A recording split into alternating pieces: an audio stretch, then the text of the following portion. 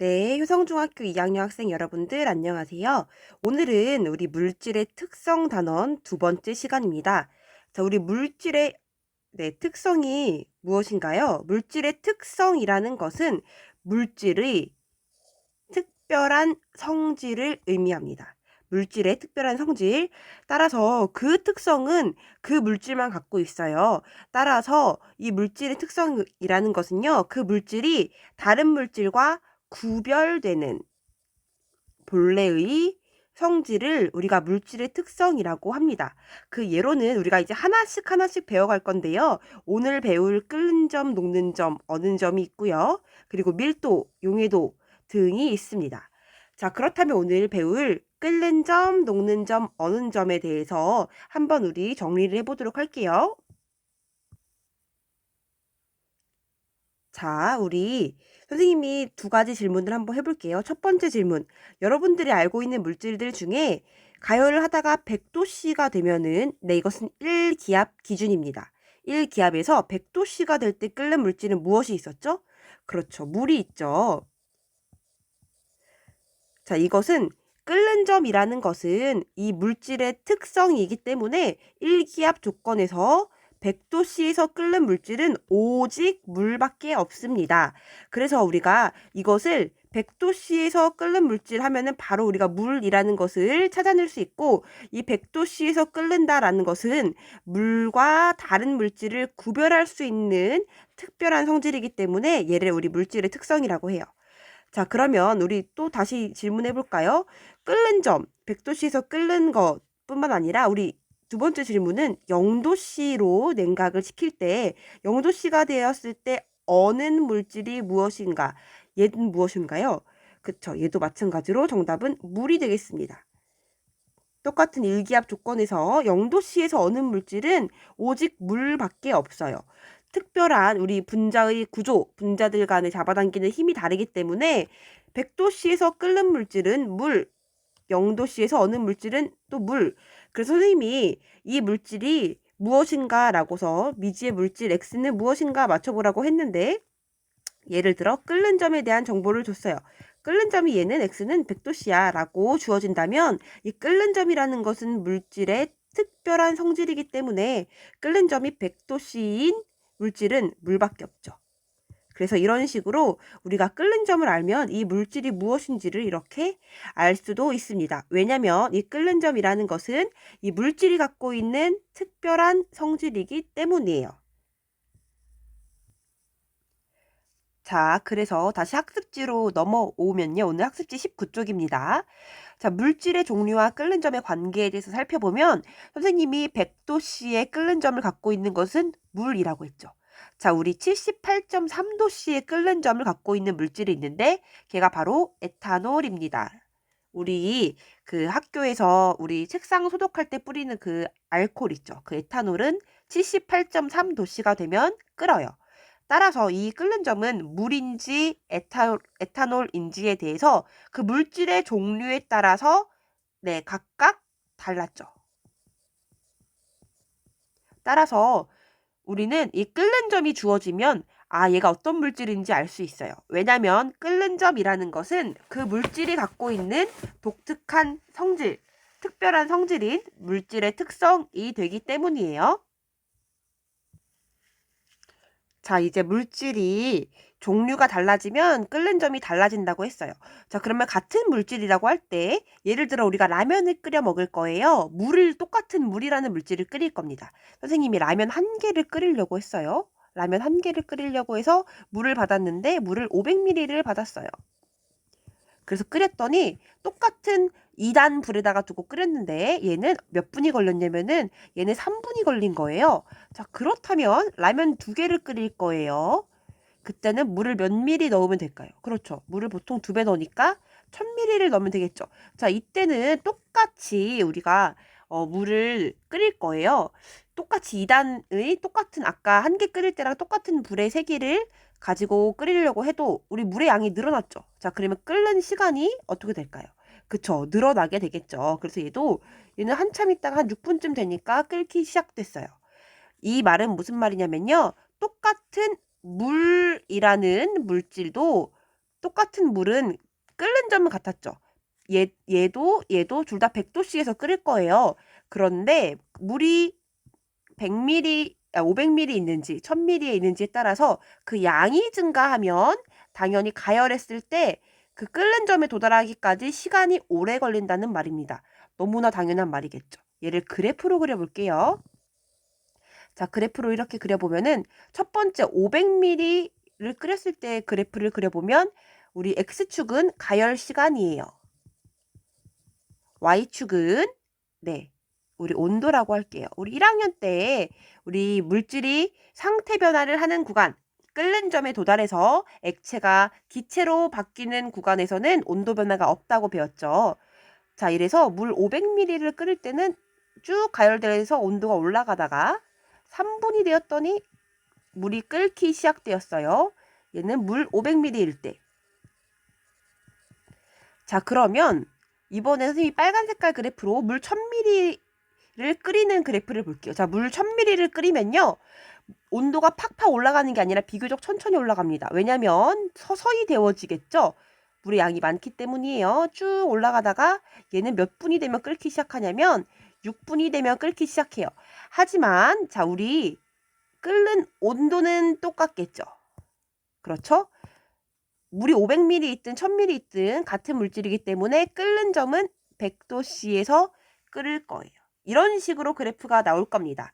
따라서 여러분들은 물질의 양이 많아지면 가열해서 상태 변화를 시키는데 시간이 오래 걸리는구나.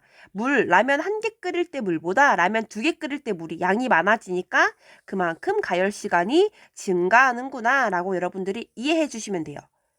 자, 따라서 여기 학습지를 보면요. 물 50ml랑 100ml는 끓는 점은 같죠. 몇 도씨로 같을까요? 모두 다 그렇죠. 100도씨로 같습니다. 하지만 똑같이 선생님이 라면 끓일 때 2단의 불꽃의 세기를 두고 끓인다고 해도 물을 많이 넣으면 많이 넣을수록 늦게 끓겠죠.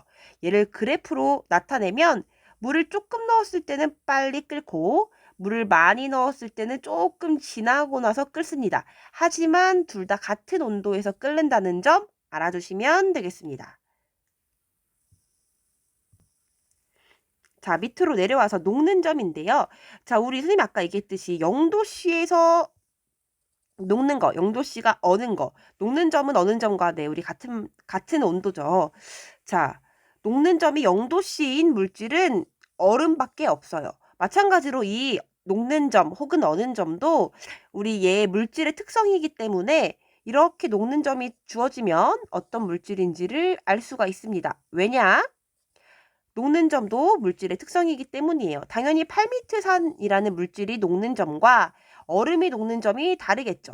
따라서 녹는 점이라는 것은 물질의 종류에 따라 다르고 같은 물질일 경우는 같을 겁니다.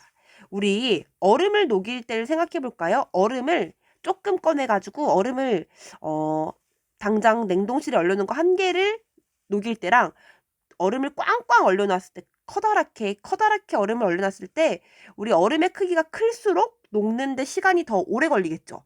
마찬가지로 우리 팔미트산이라는 것을 녹이려고 가열을 시켜줄 건데 우리 팔미트산이라는 물질은 녹는 점이 62.5도씨예요. 자, 그런데 얘는 똑같은 불꽃의 세기로 녹여준다고 해도 당연히 양이 많으면 100g보다 200g 양이 많겠죠.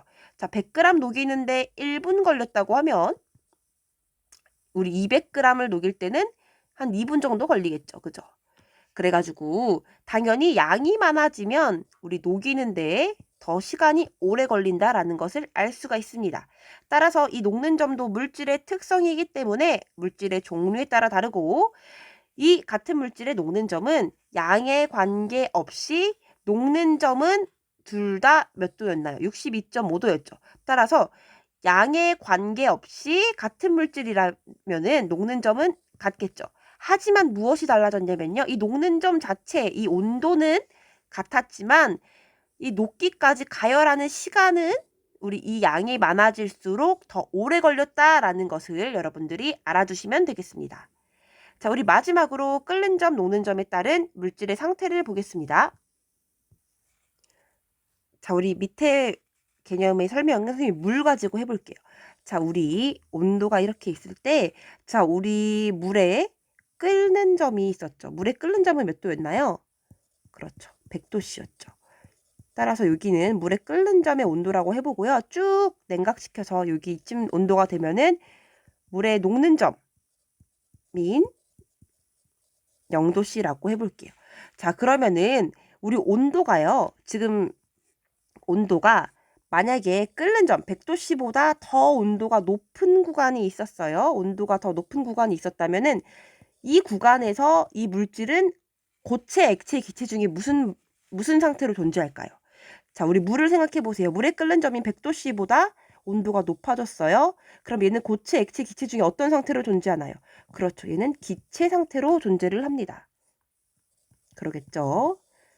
자, 그러면 아예 녹는 점보다 온도가 낮아요. 0도씨죠. 우리 물 같은 경우는 0도씨보다 온도가 낮은 이 구간, 영하로 떨어지면 물은 어떤 상태로 존재하나요? 그렇죠. 얼음으로 얼어버리죠. 따라서 얘는 물질이 녹는 점보다 온도가 낮아진다라고 하면 이 물체는 고체 상태로 존재할 겁니다. 자, 끝으로 이 물체가 녹는 점과 끓는 점 사이에 있어요. 0도씨랑 100도씨 사이에 있으면 한 30도씨 이 정도에서 우리 물은 액체 상태로 존재하죠. 따라서 이 물질의 한 물질에 녹는 점과 끓는 점이 각각 몇 도씨인지 주어지면요. 끓는 점보다 온도가 높은 구간에서는 기체로 존재하고 녹는 점과 끓는 점 사이의 온도에서는 이 물질은 액체로 존재하고 녹는 점보다 온도가 낮은 구역에서는 고체로 존재를 합니다. 자, 우리 왼쪽에 보이는 학습지를 보면요. 우리 실온이라는 것은 보통 실생활의 온도 일반적으로 20도씨 정도가 됩니다. 자, 이 정도 개념을 실온이라고 하는데요. 가의 경우는 무엇이냐면요.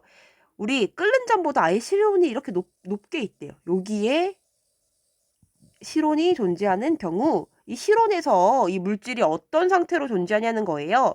자, 당연히 끓는 점보다 지금 실온이 더 온도가 높은 상태니까 네, 당연히 끓는 점보다 높은 온도에서는 기체 상태로 존재를 하겠죠. 따라서 4번의 정답은 기체가 되겠습니다. 자, 그러면 이번에는 자, 이 녹는 점과 끓는 점 사이에 실온이 있다고 합니다. 자, 그러면 어느 부분이냐면요. 이 녹는 점과 끓는 점 사이 구간에 여기 어떤 구간 이쯤에 실온이 존재한대요. 이때 이 실온에서는요. 녹는 점과 끓는 점 사이니까 지금 액체 상태로 우리 물질이 존재할 구간이기 때문에 5번의 정답은 액체가 되겠고요. 그렇죠?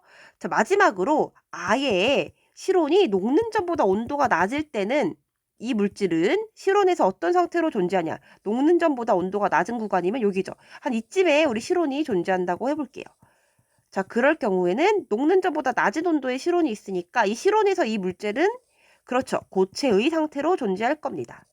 이런 식으로 여러분들이 녹는 점과 끓는 점을 이렇게 우리 수직선상에 표현을 해주고 내가 구하고자 하는 그 물질이 네, 그 실온에서 이 실온이 지금 녹는 점, 끓는 점을 기준으로 어디에 위치하는지에 따라서 물질이 고체로 존재하는지, 액체로 존재하는지, 기체로 존재하는지를 구별할 수 있었습니다.